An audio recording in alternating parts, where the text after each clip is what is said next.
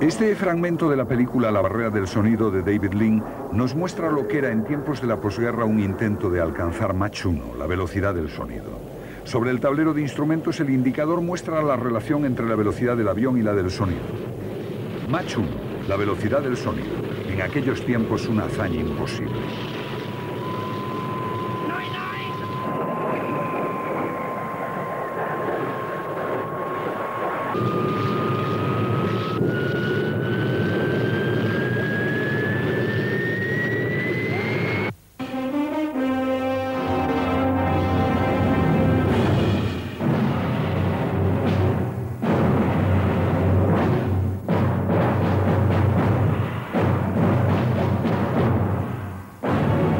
Historia de la aviación.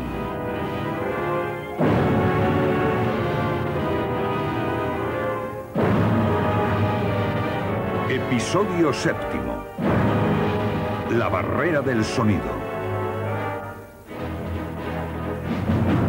Todo comenzó en los Estados Unidos. A raíz de los trabajos del señor Goddard, se probaron todo tipo de cohetes. Esta combinación de patines de hielo y cohetes no parece llevar muy lejos.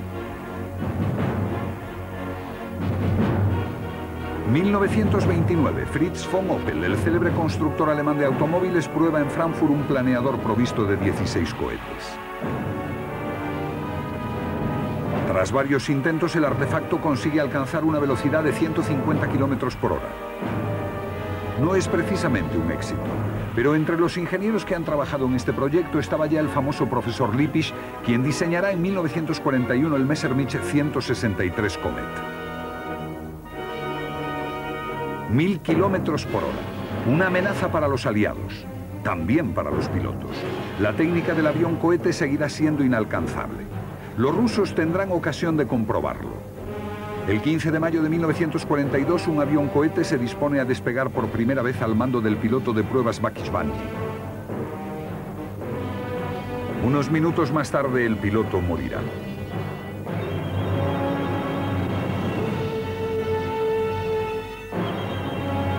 Todo aquello era demasiado peligroso.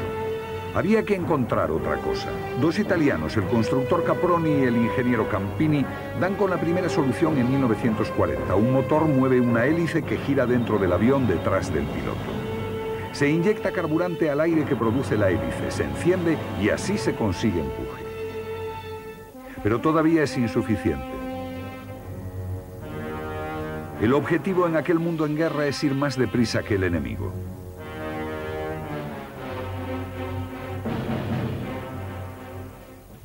Hasta entonces solo se conocía la hélice que se enrosca sobre el aire como un sacacorchos. El cohete es un cilindro cerrado en un extremo que contiene un explosivo a base de pólvora o de gas líquido que produce una violenta explosión hacia atrás. Como ya vimos, el avión cohete sale impulsado por esa misma violencia hacia adelante. El invento capital será el turborreactor, que bien se merece este pequeño esquema. Un cilindro. El aire entra por aquí y sale por la tobera. Un compresor con sus aletas. Un pequeño motor sirve para arrancar el compresor. Un eje conecta el compresor con una turbina. Entre ambos unas cámaras de combustión. Unos cilindros más pequeños en los que se inyecta combustible. Un sistema de encendido para inflamar la mezcla de aire y carburante que pasa por las cámaras. Así es como funciona. El motor hace girar el compresor. El aire pasa por las cámaras, se carga de combustible y explota. Luego el aire pasa violentamente a través de la turbina, provocando un empuje que hace avanzar al avión. Simultáneamente hace girar la turbina, que a su vez acciona el compresor. Es un verdadero movimiento continuo. Los auténticos pioneros de los reactores fueron los ingleses. Frank Whittle obtuvo su título de piloto en 1930. Con la llegada de la guerra, Whittle y su equipo trabajan a marchas forzadas, pero aquellos primeros turborreactores eran todavía unos monstruos. Aún no se conoce bien la tecnología para obtener aleaciones resistentes a las extremadas altas temperaturas de las turbinas. Frank White no se desanima. Pone a punto un reactor de 850 kilos de empuje que instalará en el primer avión a reacción inglés, el Gloster E-2839. El 15 de mayo de 1941 el Gloster despega por primera vez.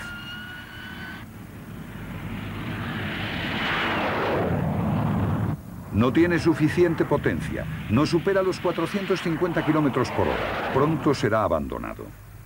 Solo un año después, el 18 de julio de 1942, despega el Messerschmitt 262. A él también le falta potencia, pese a sus dos reactores Jumo 004 de 450 kilos de empuje.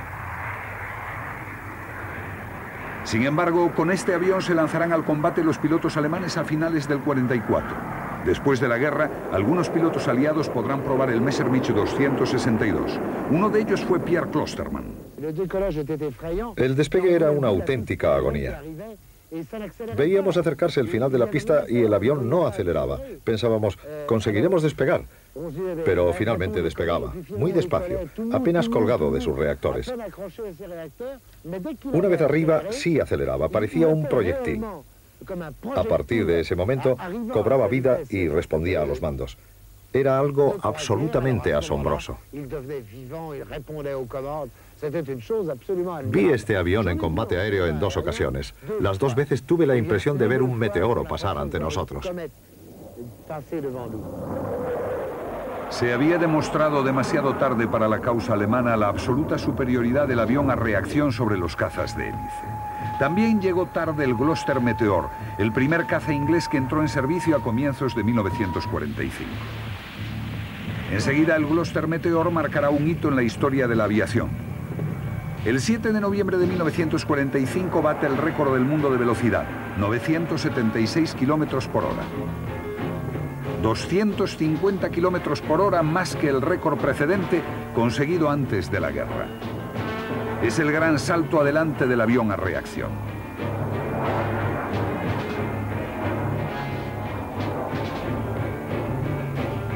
Los estadounidenses llevaban retraso. Lograron sacar su primer avión de reacción, el Bell P-59 Air Comet, en 1942. El avión pesado y lento no respondió a sus esperanzas.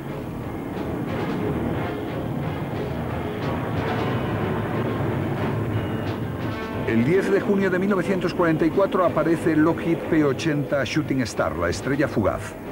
Con 1003 kilómetros por hora logrará superar el récord de velocidad del Meteor. En esta carrera de velocidad se quedarán atrás los rusos. El gran Alexander Yakolev es el encargado de fabricar el primer avión a reacción soviético.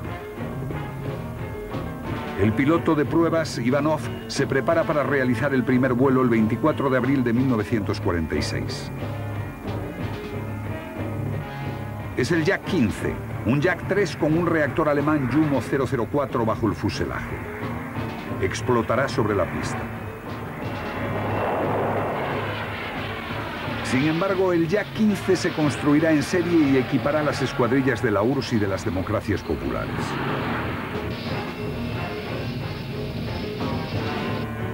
Mientras tanto, Francia todavía está recuperándose. Los restos de millares de aviones alemanes cubren sus destrozados aeródromos. En las fábricas en ruinas era preciso volver con urgencia al trabajo. El 11 de noviembre del 46 se realiza toda una hazaña. El primer vuelo del SO-6000 Triton. No está nada mal. Solo 6 meses después de los rusos alzaba el vuelo el primer avión francés a reacción. De forma casi inmediata le sigue un prototipo sorprendente, el Espadón, 1000 kilómetros por hora.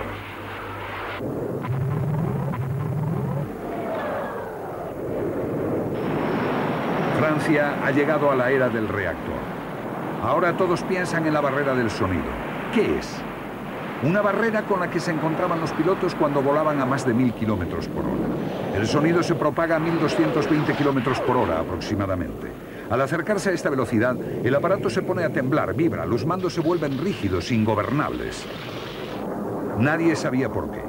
Hoy lo sabemos. En torno al avión se produce una onda de choque.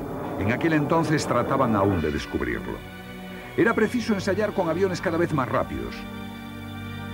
Los ingleses eran los primeros en enfrentarse a la barrera del sonido con el de Havilland DH-108 Swallow, golondrina, un aparato experimental.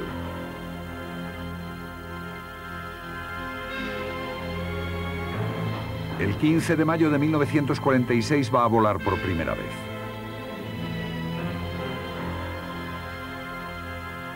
De Havilland, uno de los más célebres constructores de aviones del mundo, no puede evitar cierta angustia al ver cómo el piloto de pruebas sube a esta nueva máquina.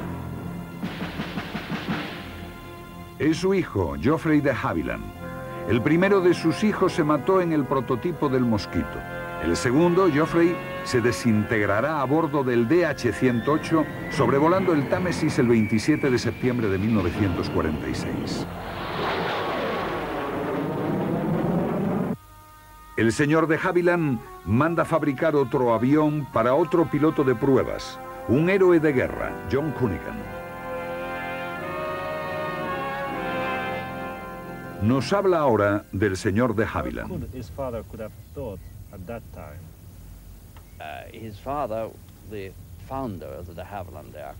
Era un padre, pero también el fundador de la firma de Havilland. Un hombre admirable. Aceptó la muerte de su hijo como una prueba más, imposible de evitar cuando se es como él, un pionero del desarrollo de la aviación.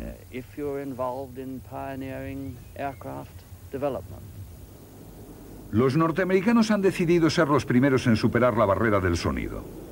Construyen un avión cohete, el BLX-1. Para ahorrar peso en carburante, despega suspendido de un B-29. El 14 de octubre de 1947, a 5.000 metros sobre la base de Muroc, en California, suena una señal dentro del B-29. El piloto del X-1 debe instalarse en su aparato. Tiene 24 años. Se llama Charles Jigger, Chuck para los amigos. Es sureño, de Virginia, un antiguo piloto de caza que consiguió 12 victorias, fue derribado y se salvó gracias a la resistencia francesa. Se desliza dentro del estrecho habitáculo del avión. No hay asiento eyectable. En aquella época hacía falta mucho valor para dedicarse a aquel oficio. Con un nudo en la garganta, Chuck Jigger espera el momento clave. Ya está. Suelto. El avión solo dispone de carburante para 2 minutos y medio. Hay que tener buenos reflejos. Chuck Jigger enciende sus 4 cohetes. Un empuje de casi 3 toneladas lleva al BLX-1 a 8.000 metros de distancia en 1 minuto. Desde el suelo solo se alcanza a ver una delgada estela de aire condensado. De pronto un ruido desconocido. Por primera vez se oye esa detonación, el estampido sónico que se produce al superar la velocidad del sonido. Chuck Jigger vuelve a descender planeando y de paso ejecuta una pirueta, como en sus tiempos de piloto de caza.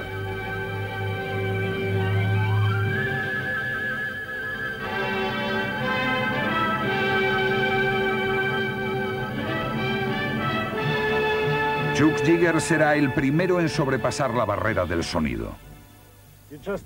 ¿Es cierto que gritó usted, he sido el primero? No fue así.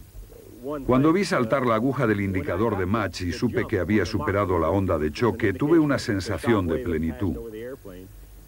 Después de toda aquella serie de pruebas que habían sido muy duras, no es que tuviera miedo, pero estaba un poco preocupado por el comportamiento del avión. Podía perder el control. Habíamos calculado que en cualquier momento podía encabritarse o picar bruscamente. En cuanto bajé de la velocidad supersónica, experimenté un gran alivio.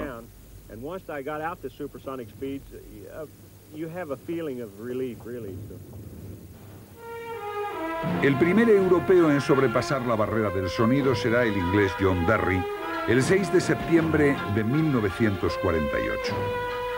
4 años después, el 6 de septiembre de 1952, repetirá su hazaña en público en Farnborough.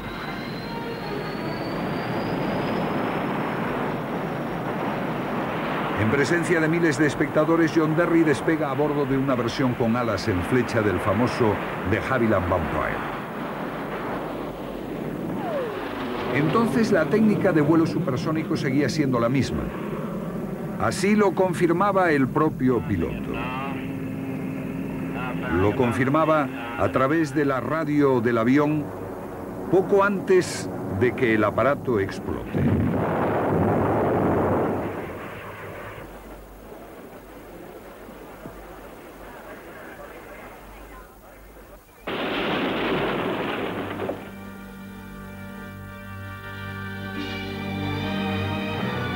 Los trozos de acero caen sobre la multitud.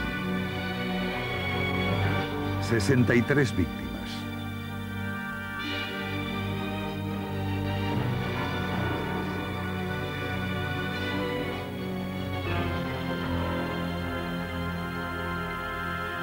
El 13 de noviembre de 1952, Roger Carpentier será el primer piloto francés en sobrepasar la barrera del sonido a bordo de un Mistral.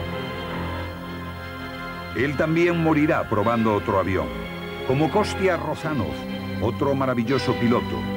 La lista de las víctimas es interminable, un duro tributo pagado en esta frenética carrera de velocidad. Perdimos muchísimos pilotos de prueba en aquellos tiempos, nos dice Giger, porque no teníamos ninguna clase de simulador, ni posibilidad de pruebas en túneles aerodinámicos. Nuestros métodos eran empíricos. Creo que perdimos 18 pilotos en 8 años. Las avenidas y pistas de esta base llevan sus nombres. En todo el mundo se intenta conocer mejor las reacciones de los aviones y también las de los pilotos. Una prueba inglesa.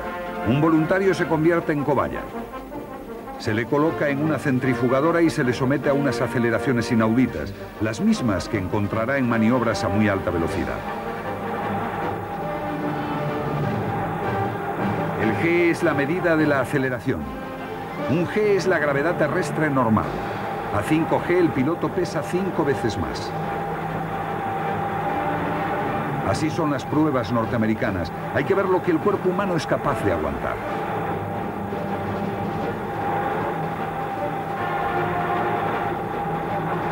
Esta es una prueba soviética con el piloto Chelianov.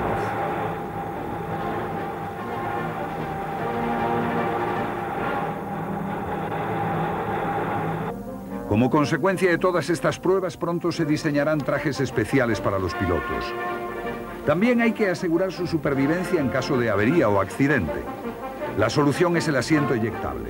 Una carga explosiva expulsa rápidamente al piloto fuera del avión siniestrado. En aquellos primeros ensayos, los pilotos desplegaban primero una especie de pasamontañas sobre su cabeza para protegerla de la presión del aire. Se multiplican los experimentos sobre raíles verticales y luego sobre aviones de ensayo. El sistema se perfecciona. El piloto puede ya saltar con la cubierta cerrada.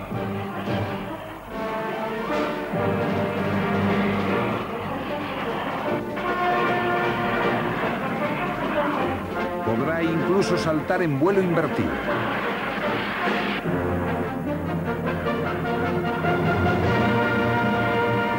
Continúan también otras pruebas. Se suceden los prototipos, cada vez más rápidos. En Francia aparece una familia de aparatos revolucionarios, los aviones Ledy. René Ledy, de 50 años, ha inventado algo completamente nuevo. Ha diseñado y construido este artefacto con un empeño y una tenacidad pasmosos. Hoy nos hablará de este avión el mejor de sus especialistas, el hijo de René Ledy. Este es el 010, fue el primero. Y además el más bonito. Es un avión con una línea fantástica. El piloto se colocaba en esta cabina de plástico. Con visibilidad muy limitada, había que ser un piloto consumado para atreverse con semejante aparato. Tenía 2 ventanillas a cada lado y otra ventanilla debajo. La cabina, toda esta parte, estaba sujeta por unas bridas. Era completamente eyectable, es decir, que el piloto no necesitaba tirarse en paracaídas. La propia cabina era lanzada y el piloto llegaba al suelo dentro de ella. A pesar de que las alas son extremadamente finas, pueden contener 1000 litros de carburante. El tren de aterrizaje, muy sencillo, solo se utilizaba en el aterrizaje, ya que el avión no despegaba por sus propios medios. Iba instalado sobre un cuatrimotor Languedoc que lo soltaba a una velocidad de 300 kilómetros por hora. A esa velocidad el piloto ya podía propulsarlo por sus propios medios. El secreto del avión, su famoso motor y su famosa tobera. Veamos la simplicidad de este motor.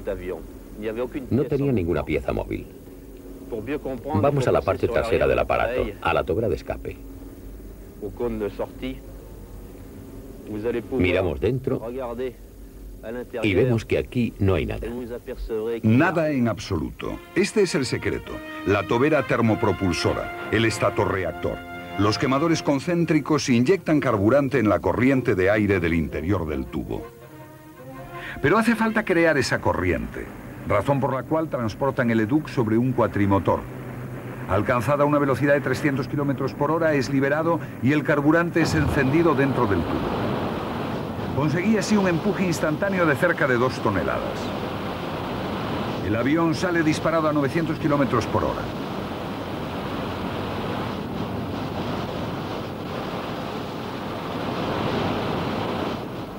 René Ledy voló sucesivamente 4 prototipos distintos. Luego, para evitar la servidumbre del avión portador, construye el 022 de reacción y tobera termopropulsora. Diciembre de 1956. El 022 despega por sus propios medios. Magnífico avión, muy supersónico, sin duda hubiera podido dar un empujón decisivo a la aviación francesa. Pero el gobierno decide abandonar el proyecto. Para Ledy es el fin. Los 2 hijos de René Ledy y su esposa estaban con él cuando recibió la carta del secretario de Estado del Aire el 15 de febrero de 1958, anunciando el fin de las pruebas.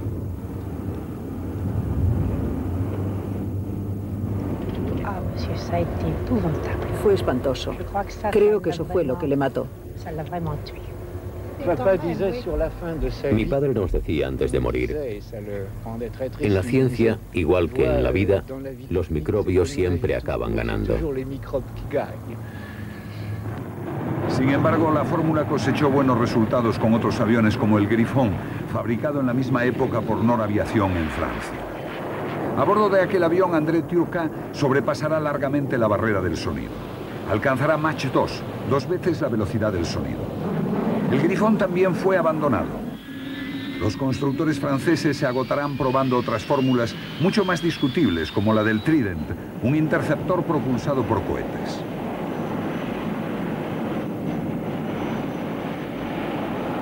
Los norteamericanos, mientras tanto, siguen experimentando su Serie X. El 23 de julio del 56, el Bell X-2 alcanza los 3.000 km por hora, la barrera del calor. A tal velocidad los revestimientos se deforman, el metal empieza a fundirse. Este es el Douglas X-3 Stiletto, la daga volante, 3 veces supersónico. El Northrop X-4 prueba la configuración de los aviones sin cola. El Bell X-5 explora el terreno de las alas de geometría variable. Todas aquellas investigaciones persiguen en realidad fines militares. Durante todo aquel periodo dominado por la Guerra Fría se intenta poner a punto lo antes posible el interceptor más rápido y eficaz.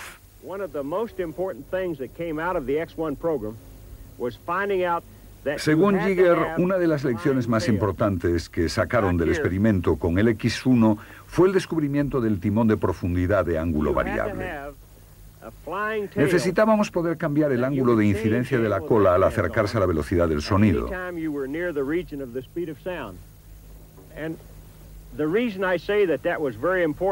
Durante la guerra de Corea lo descubrimos y construimos los cazas Sabre F-86 con ese nuevo tipo de timón.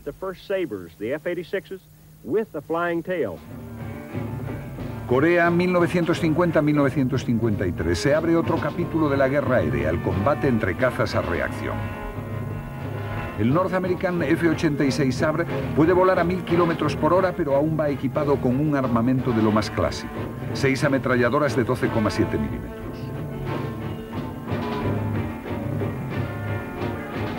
Muchos pilotos de la Segunda Guerra Mundial que habían combatido contra los Messerschmitt o los Zero vuelven a combatir en Corea. Así, Francis Gabreski, as de la Segunda Guerra Mundial con 28 victorias, vuelve a filas y consigue otras 6 victorias. Era un tipo de combate completamente nuevo. Cuando uno atacaba de frente, si decidía girar y volar en círculo para volver sobre el enemigo, necesitabas casi 45 kilómetros a altitudes superiores a 10.000 metros. Pero la fase final del combate siempre era la misma. A 1.000 kilómetros por hora, los sabres se situaban tras sus adversarios y disparaban sus ametralladoras, como antes. Así derriban 700 MiG-15 interceptores de fabricación rusa. Tan solo 80 sabres derribados. ¿Por qué tal superioridad? ¿Es que los norteamericanos y sus aviones eran mejores que sus enemigos? Había muchos pilotos chinos, también había instructores rusos. Ya en mi primer combate estoy seguro de haberme enfrentado a pilotos rusos. Esto me parecía evidente, ya que eran muy agresivos, solo hacían una pasada de ataque y luego escapaban. Había pilotos rusos en Corea. Había pilotos rusos en algunos de los aviones que encontramos. No todos eran chinos o de Corea del Norte. Además, en algunas frecuencias de radio, en algunas bandas, se podían oír conversaciones en ruso.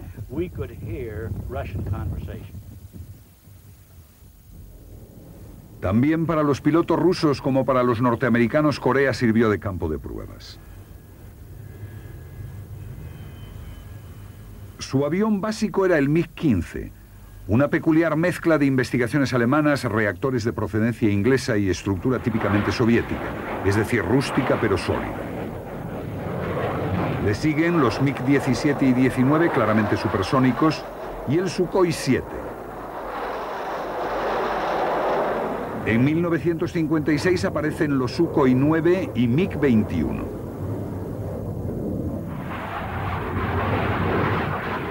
El MiG-21 vuela a Mach 2. Es un aparato notable. Será presentado oficialmente ante Khrushchev, al que vemos acompañado del constructor del avión Mikoyan.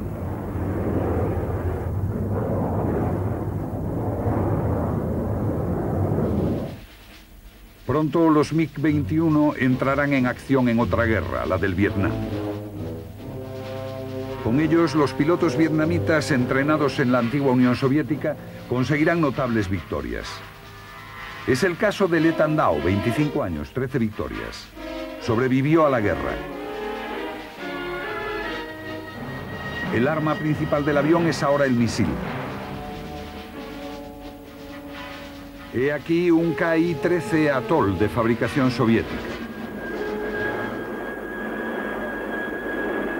Con ellos, los MiG se enfrentarán a sus temibles adversarios norteamericanos, los McDonnell Phantom.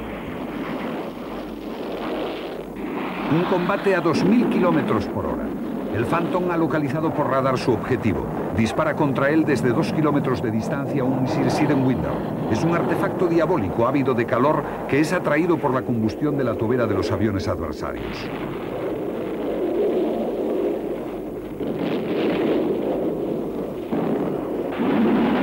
El combate aéreo ha pasado a ser un fantástico duelo supersónico de ordenadores, radares y electrónica. Uno de los peores adversarios del MiG será este avión francés, el Mirage 3. Desde su salida de los talleres de Sceaux en 1955, se han fabricado más de 1.300 ejemplares. Es uno de los mayores éxitos de la industria aeronáutica francesa. 23 países lo utilizan. Pero es sobre todo Israel quien dará al Mirage su extraordinaria reputación. En 2 guerras consecutivas, los pilotos judíos harán una carnicería con los MiG de la aviación árabe.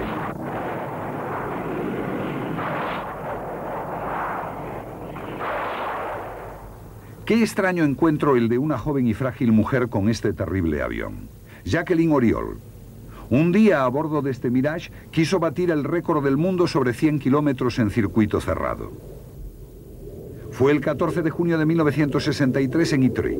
Es el último intento de récord de Jacqueline Auriol, el último episodio de una lucha de 10 años contra su gran rival norteamericana, Jacqueline Cochran. Jacqueline Auriol, en 1949 fue víctima de un espantoso accidente. Le costó 1 año de hospital y una larga y penosa serie de operaciones. Pero no se rindió. Se convirtió en piloto de pruebas, un club muy exclusivo reservado para hombres. Pero los hombres ahora la rodeaban atentos, solícitos. Formaban todo un equipo que la adoraba. Eran los mecánicos, especialistas e ingenieros del centro de pruebas de vuelo. Compruebe aerofrenos. Comprobar aerofrenos. Autorizada a rodar. Encendido.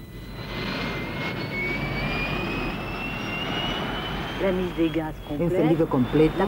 Postcombustión. Fuera frenos.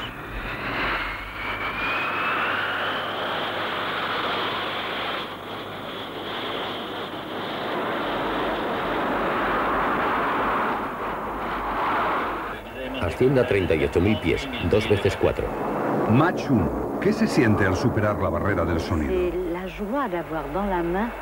La alegría de tener en mis manos algo que permite ejercer un impulso. Algo tan fuerte que me obedece. Puede que sea aún más agradable para una mujer que para un hombre. No he hecho mucho uso de mi autoridad sobre las personas, pero confieso que ejercerla sobre los aviones siempre me ha parecido maravilloso. 2038 kilómetros hora. Ha batido el récord. Regresa a la base con una hazaña más. Sin duda algún día la gente se extrañará de que nos sorprenda. Una débil mujer en ese monstruo de acero y, ¿por qué no? Todas aquellas mujeres, Jacqueline Auriol, Elisabeth Boselli, Valérie André, Jacqueline Cochrane, todas debieron su celebridad a esa injusticia que reserva la aviación solo para los hombres. Pero ellas llegaron a ser pilotos. Eso mismo pensaba Jacqueline Auriol al dirigirse hacia el parking. Actuaba y pensaba como un piloto, sencillamente.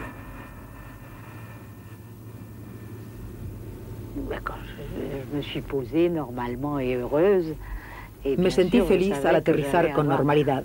Sabía que iba a encontrarme con todos los que habían preparado este récord conmigo y cuyo trabajo había sido tan vital como el mío para lograr nuestro objetivo. Sabía que me estarían esperando y que probablemente se sentirían más felices que yo. Desgraciadamente se iban a acabar aquellos momentos de fantástica amistad, producto de la cohesión de todo un equipo en torno a un récord.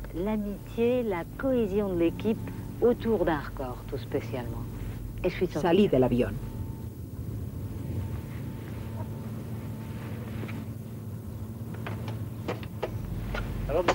¿Allí estaban todos? Sí, allí estaban todos. Éramos felices. Por cierto, la señora Auriol me pidió prestado un peine.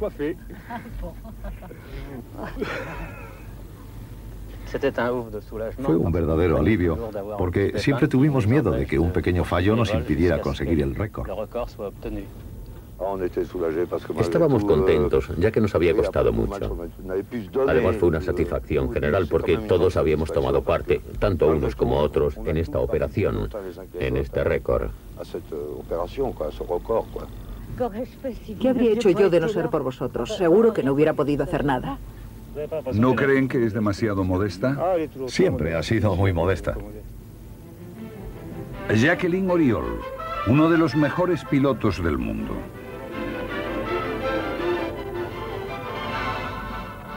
Pero parece como si en la aviación el cometido tradicional de la mujer sea el de azafata del aire. Con sus piernas largas y torneadas, su uniforme y su sonrisa, atraerá a la clientela masculina a bordo de los aviones.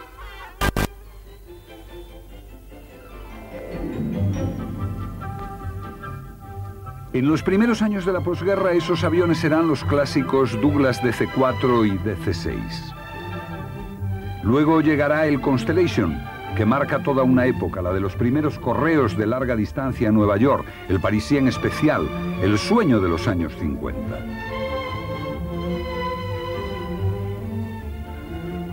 Aquellas líneas consiguen tanto éxito que muy pronto se plantea la idea del transporte masivo. No se escatiman medios. Los ingleses construyen en 1949 el Bristol Brabazon, Pesa 131 toneladas. Se necesitan 8 motores de 2.500 caballos para tirar de esta enorme máquina. Ese era el problema en aquella época, no había motores lo bastante potentes. El Brabazon será pronto abandonado. Fue una catástrofe financiera.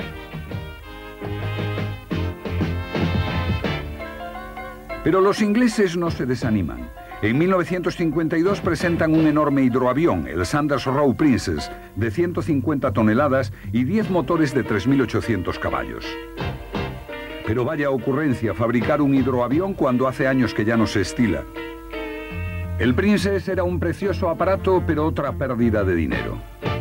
El peor de la serie será este gigantesco hidroavión norteamericano, 200 toneladas, una inmensa cabina de madera prevista para 700 pasajeros. Le ha costado 25 millones de dólares a Howard Hughes. Es mucho dinero, incluso para un millonario como Hughes, que pilotará por primera y última vez su fantástica máquina. Recorrerá 2.000 metros, ni uno más. Desde hace 30 años el Hughes 200 se pudre en una nave.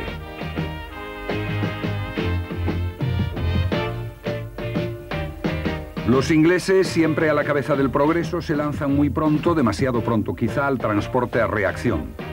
El de Havilland Comet sale de fábrica en 1949. El 27 de julio, el piloto de pruebas John Cunningham lo vuela por primera vez.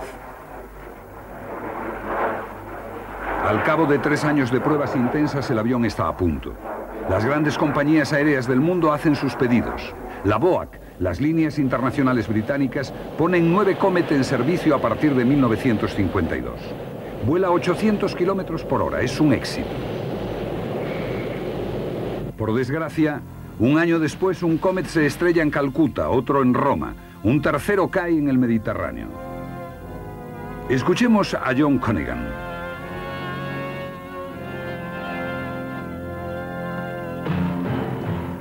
I found it very difficult to understand at all what had happened. Me costó mucho comprender lo ocurrido. Se habían hecho tantas pruebas de estructura antes del primer vuelo del Comet. Llevamos el programa de pruebas de vuelo a rajatabla.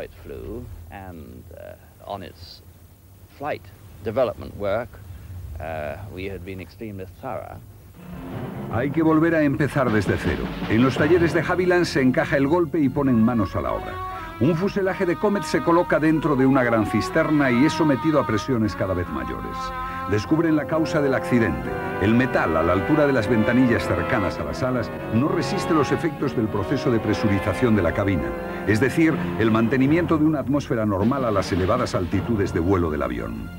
I think the relative safety of today's aircraft owes an enormous amount to the work. Creo que la relativa seguridad de los aviones de hoy en día se debe mucho al enorme trabajo que hicimos para averiguar lo que había causado la ruptura del metal.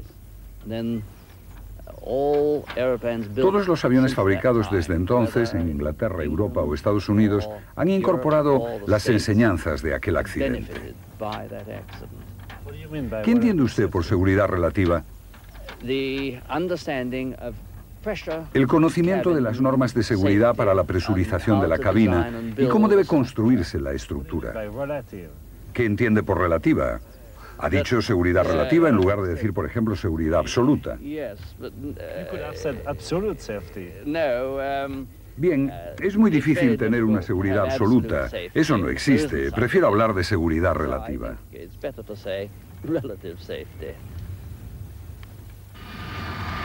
Los rusos ganan el primer round de la nueva era del transporte a reacción. En 1955 aparece su Tupolev 104. Los occidentales se asombran de la potencia de sus reactores. Los del Comet desarrollan apenas 2 toneladas, los del Tupolev tienen casi 10 toneladas de empuje. La ventaja proviene de sus investigaciones militares. El Tu-104 tiene un extraño aspecto para ser un avión civil, con ese morro acristalado en el que el navegante parece más bien un bombardero.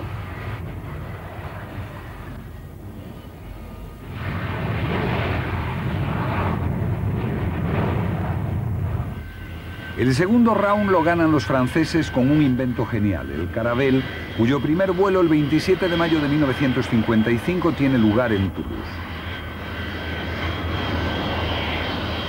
Lleva 2 reactores en la parte trasera del avión. Parece sencillo, pero entonces fue una verdadera revolución. Las ventajas de la fórmula son estabilidad, silencio y elegancia. La belleza de este aparato llama la atención. Es el primer éxito en Francia desde la guerra de un avión comercial. Se construyen 271 Caravelle. 35 compañías aéreas de 27 países del mundo lo utilizan. El éxito se debe a este hombre, el ingeniero Pierre Satre, padre del Caravelle. En realidad tuvo muchos padres, particularmente todos nuestros viejos amigos. Los señores Scola, Duguay, Dalamas y varios más que no están aquí esta tarde. De modo que ustedes son el equipo del Caravelle, el equipo.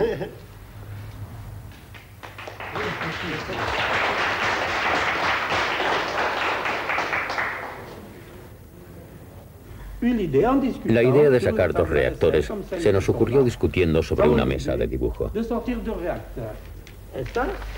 Eso nos llevó a este diseño, que data del mes de septiembre de 1951. Entonces inventamos los reactores en punta. Recuerdo que un periódico norteamericano, al ver las fotos del Caravelle, comentó: en Toulouse están haciendo lo que mañana se hará en el mundo entero.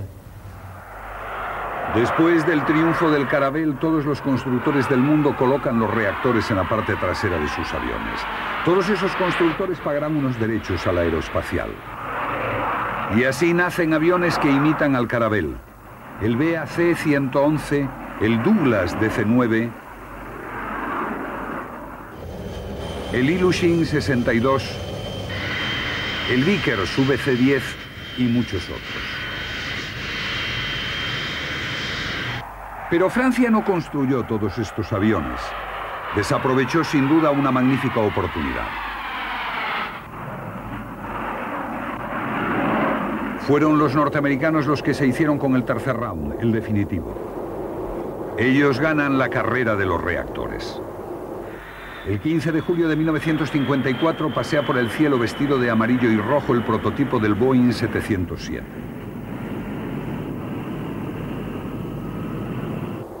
Este cuatrirreactor llevará 150 pasajeros a bordo a 900 kilómetros por hora sobre el Atlántico. Y cambiará radicalmente la idea del transporte aéreo. Adoptado por todas las compañías del mundo, el 707 hará que de golpe el planeta parezca más pequeño. Termina la película y ya estamos en Nueva York. ¿Quién lo hubiera creído?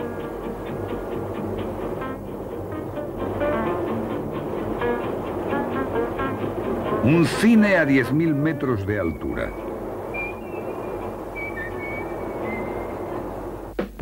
Después todo sucede muy deprisa. Boeing construye en un año el mayor de todos los aviones, el 747. Con él nace el transporte de masas, 400 pasajeros. Otros jumbos lo seguirán en el cielo, los DC-10, el Tristar, el maravilloso Airbus. Es una nueva revolución. Con estos aviones aparece un nuevo decorado, los templos de vidrio y acero de los años 60 en los que nuestra civilización de la velocidad adora al dios de los viajes. El aeropuerto de Orly o de Kennedy, donde los playboys de François Sagan viven lujosamente un sueño de fotonovela.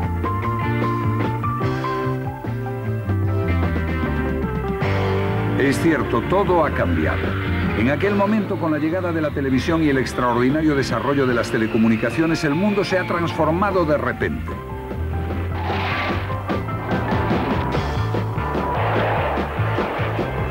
La aviación había contribuido decisivamente, pero ahora, ¿hacia dónde dirigirse? Quizá hacia el vuelo vertical para librarse de las pistas y de los costosos aeródromos. Desde principios de los años 50, Conver en Estados Unidos había intentado sin gran éxito hacer volar a este monstruo a hélices. Los ingleses tomaron el relevo con su cama plegable, así llamaban a este banco de pruebas de Rolls-Royce, 2 reactores y un montón de tubos. Los rusos. Yuri Gernayev, Uno de los más audaces pilotos de prueba soviéticos va a probar el Turbolet con el mismo sistema. Un turborreactor dirigido hacia el suelo.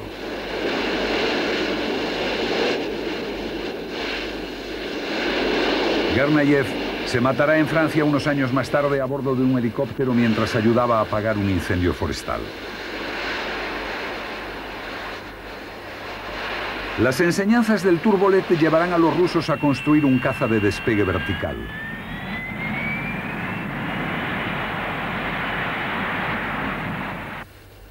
En Francia, la SNECMA se lanza a la aventura con este Atar volador de inciertos resultados.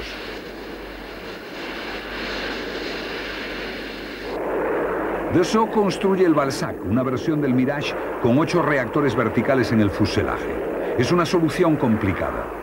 El aparato no llegará muy lejos. En cuanto a los ingleses, siguen con el Hawker Harrier, que al principio, como ven, encuentra algunas dificultades.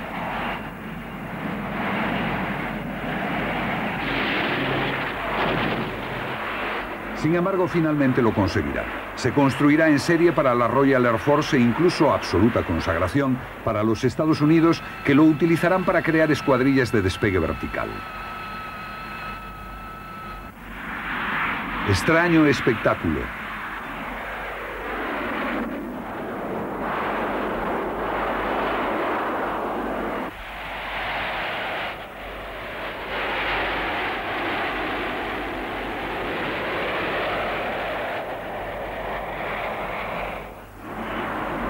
¿Es posible que veamos algún día despegar aviones en plena ciudad, como este Harrier en Nueva York? Habría que resolver antes el problema del ruido, y eso tardará lo suyo. Durante aquellos años también se soñó con el ala volante, una auténtica idea de ciencia ficción. En Estados Unidos, John Northrop construye en 1950 su B-49, un bombardero de 8 reactores. Estas películas de las pruebas que nos muestran un ala de 60 metros de envergadura y 100 toneladas de peso son el más claro testimonio de una extraordinaria investigación.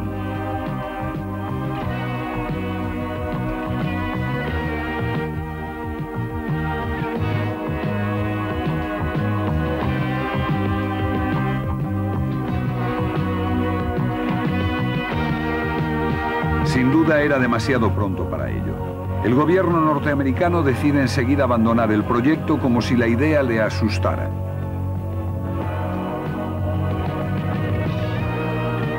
Fue un tremendo golpe para el gran ingeniero y constructor John Northrop.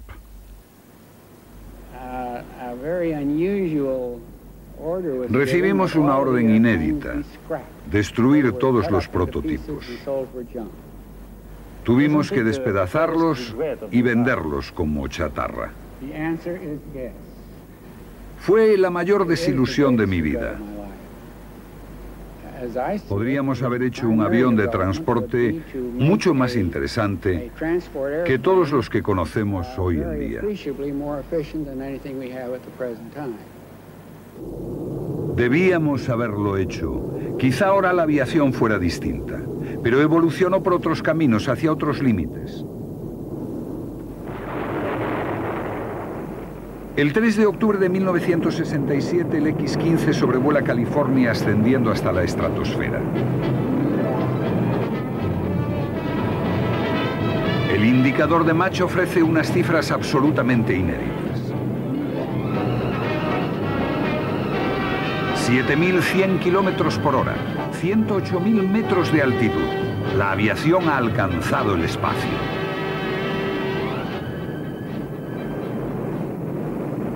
Mayo de 1976.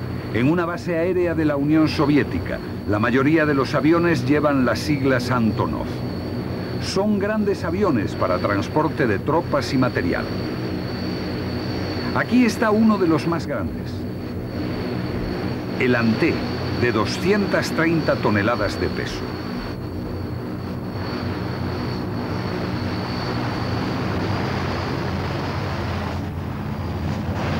El hombre que los imaginó, que los diseñó, que los fabricó, es quizá el último constructor de la historia de la aviación.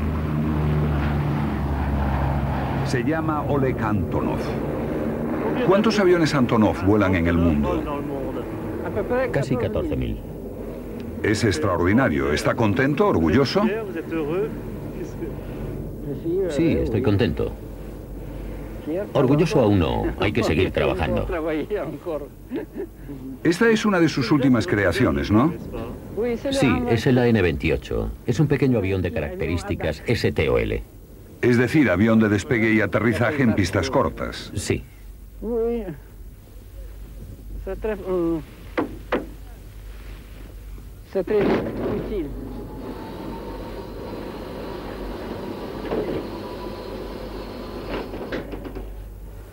Sígame, por favor.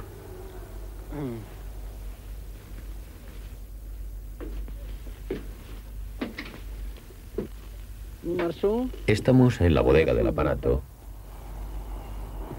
Y este es el puesto de pilotaje.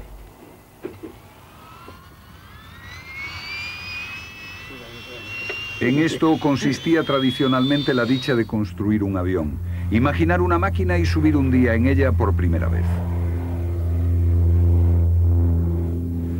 Y decimos consistía porque ya no se hace en absoluto así.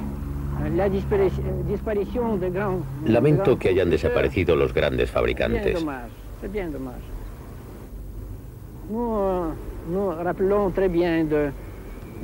Recuerdo muy bien a Louis Blériot, a Farman, a Louis Breguet, Douglas, etc.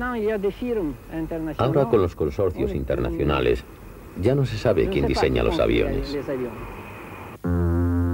¿Quién diseña hoy los aviones? Los ordenadores. Las máquinas construyen máquinas. No es de extrañar, pues, que todos los aviones se parezcan. Se pregunta al ordenador, se le suministran parámetros y en todos los países del mundo se obtienen las mismas respuestas.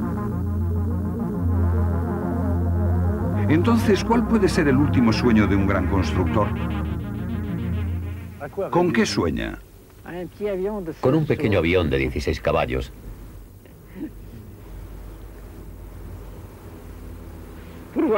Para irme volando al campo.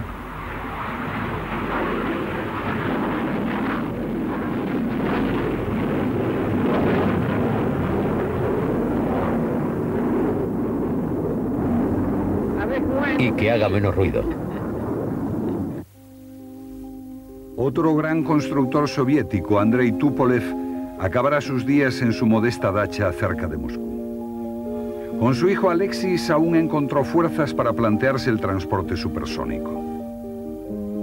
El día de Año Nuevo de 1969 asistió al primer vuelo de su Tupolev 144, cariñosamente llamado el Concordov. Él, que había trabajado con Yukovsky a principios de siglo, pudo verlo antes de morir. Hoy en París y Londres el Concorde despega todos los días. En solo 70 años, desde aquella mañana de diciembre de 1903, cuando Wright voló por primera vez, ¿cuánto camino recorrido? De aquella frágil máquina de tela y madera de 200 kilos que apenas podía sostenerse en el aire, hasta este maravilloso gigante de 180 toneladas que vuela a 2.300 kilómetros por hora. Hermosa historia que aún está lejos de haber terminado.